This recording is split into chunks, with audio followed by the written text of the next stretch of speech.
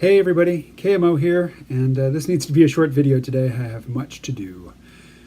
So I'm going to answer a couple questions. First comes from Parker. I suppose I should mention that I am on the 6th day of a 10-day fast.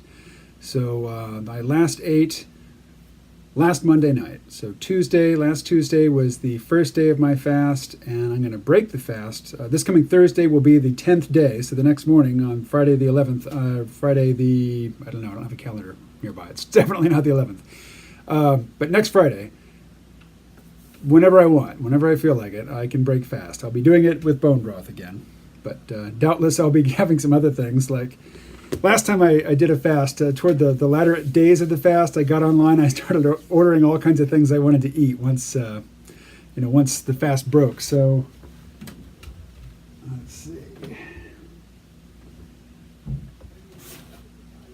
I was at a kind of secondhand or remainder store the other day. We have one here called Mr. G's.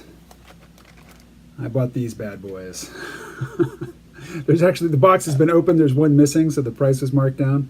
But I just love these. So I'm going to have one of these for sure next Friday.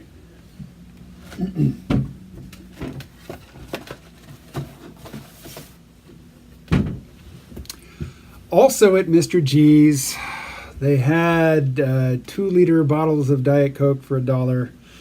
And I, for a moment, crazy moment, forgot that I was fasting and also not drinking caffeine, and I bought a bottle of fully caffeinated soda, diet soda, but soda nonetheless. I brought it home. I realized, oh shoot, I'm supposed to wait until Friday to drink this, so I put it in a closet rather than putting it in the fridge, and it stayed there for a couple days. And then yesterday I was thinking, wow, I could totally go for a ice cold iced glass of Diet Coke, so I got it out of the closet, poured it over some ice, lit up a bowl, got a little bit lifted first, and then I took that first magnificent sip of Diet Coke, and you know what it tasted like? Nothing. It tasted like nothing at all, which was strange, because usually when I break a fast, whatever I taste first is just extra flavorful. This tasted like absolutely nothing at all, but it was a glorious sensation. It's the sensation of the bubbles hitting the back of my throat, and there's a sort of grating sensation as I swallow. It's an acquired taste, I know, but boy, I loved that. Then there was a little aftertaste of cola nut, but mostly it didn't taste like anything. And then afterwards, like, I don't know, less than an hour later after I drank that first glass, and it wasn't, a glass, it was a big old insulated mug. It was probably, 24, 30 ounces, probably 24.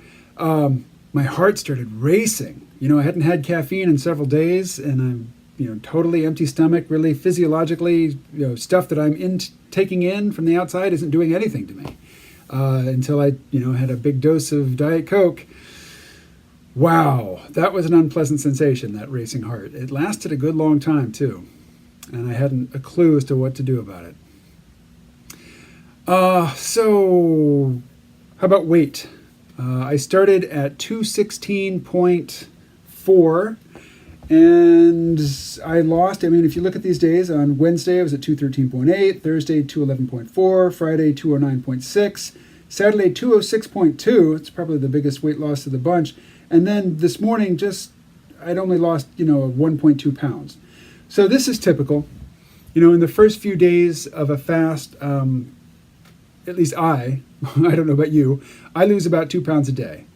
And then there comes a point where that slows down to a pound a day, and then it comes to be less than a pound a day.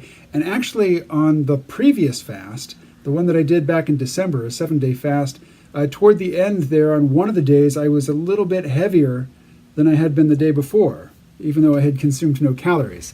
I guess I was just retaining a bit more water that day. But that's typically how it goes. So by Friday morning, I hope to be at or just below 200 pounds, but, it doesn't really matter what the weight is. That's the day I'm going to eat some more. I really planned this fairly poorly in that today is St. Patrick's Day. That's the green. I don't have much green in my wardrobe, but, so I'm wearing this hat. There is a corned beef all-you-can-eat feast at the local Moose Lodge. And I noticed it last year. They do it every year, and I thought, oh, I'm going to go to that next year.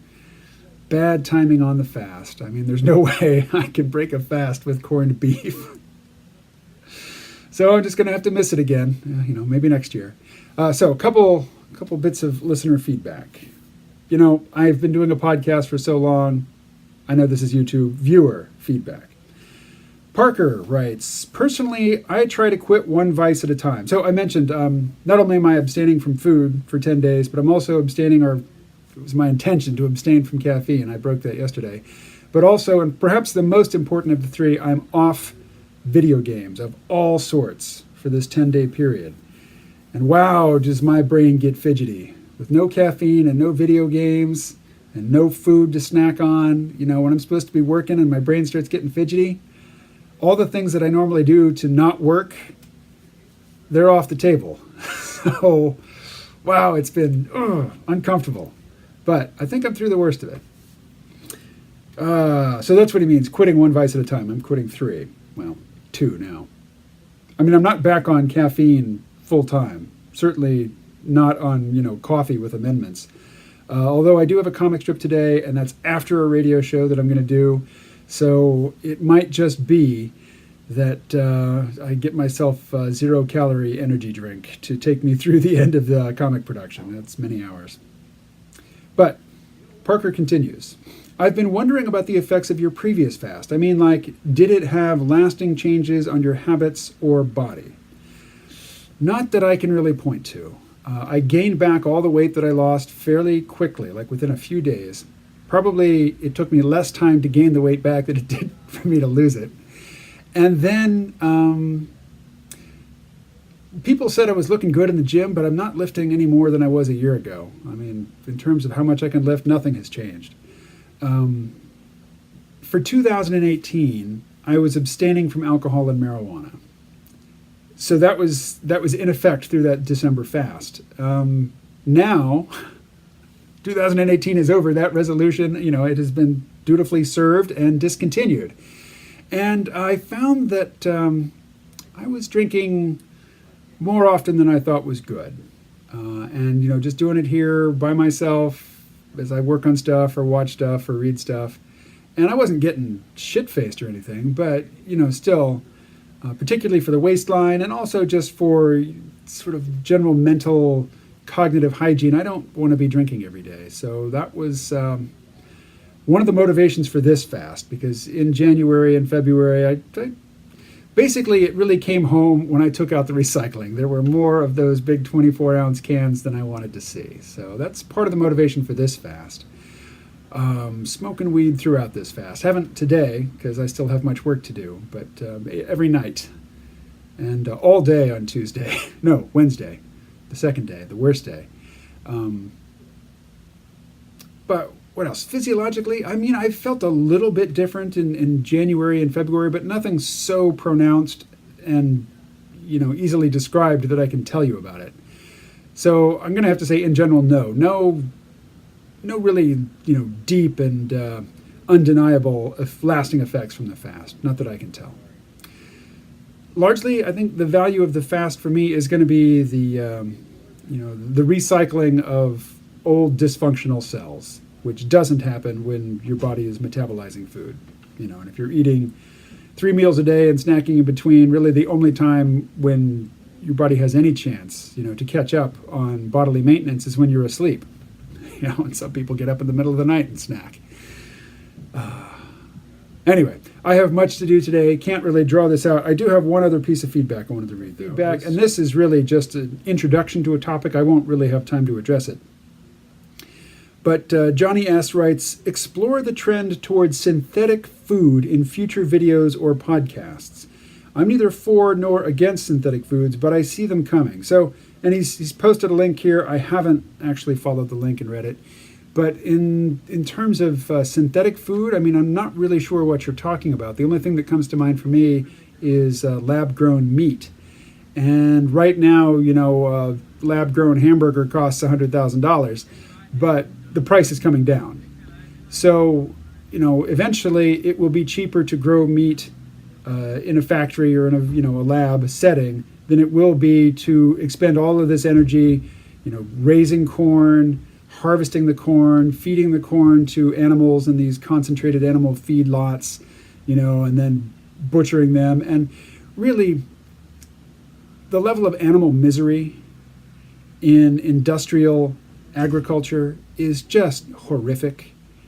And I'm not a vegan, and I actually find vegans really annoying. But morally speaking, in terms of the experience, the lived experience of animals in the industrial food pipeline, it's just something we can't get rid of fast enough. So I'm really in favor of the vat-grown meat, and I hope that price comes down really quickly. And yes, connoisseurs and people who are raising humanely raised and slaughtered animals, you will still have a job. You will still be able to do that.